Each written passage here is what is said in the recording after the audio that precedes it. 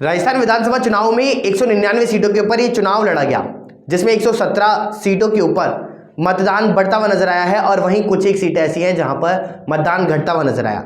लेकिन इसी बीच अब कयास कुछ और ही कहते हुए नजर आ रहे हैं। कयासों का अगर हम बात करें तो राजस्थान के अंदर मुख्यमंत्री अशोक गहलोत कांग्रेस की तरफ से मजबूत चेहरा जो मुख्यमंत्री का है वह कहीं ना कहीं चुनाव में कड़ी टक्कर दे रहे हैं और इस बार बीजेपी को मात देते हुए भी नजर आ सकते हैं। तो ये अटकलों का बाजार क्या कुछ बयां कर रहा है, सीधा दिखाते हैं हमारी ये रिपोर्ट में।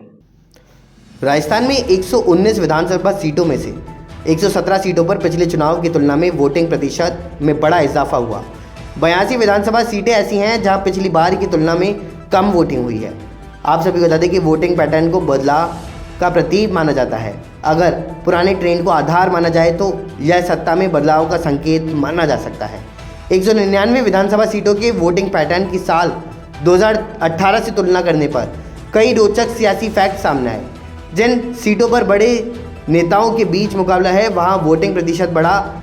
कड़े मुकाबले वाली विधानसभा सीटों पर, ध्रुवीकरण वाली विधानसभा सीटों पर वोटिंग ज़्यादा हुई है और कड़े मुकाबले वाली तारानगर, लक्ष्मणगढ़, शिव, तिजारा, बसेड़ी, जो सवाई माधोपुर, हवा महल, मांडल, खंडेला जैसी अनेक सीटों पर पिछली बार से ज़्यादा वोटिंग हुई।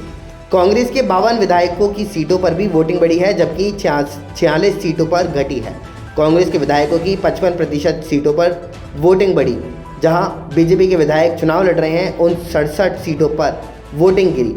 सीएम अशोक गहलोत की विधानसभा सीट सरदारपुरा, पूर्व सीएम वसुंधरा राजे की सीट झालरापाटन और पूर्व बीजेपी प्रदेश अध्यक्ष सतीश पूनिया की सीट पर आमेर पर भी पिछली बार की तुलना वोटिंग प्रतिशत गिरा है। गहलोत की सरदारपुरा विधानसभा सीट पर साल 2018 की तुलना में मतदान 0.54% की कमी आई।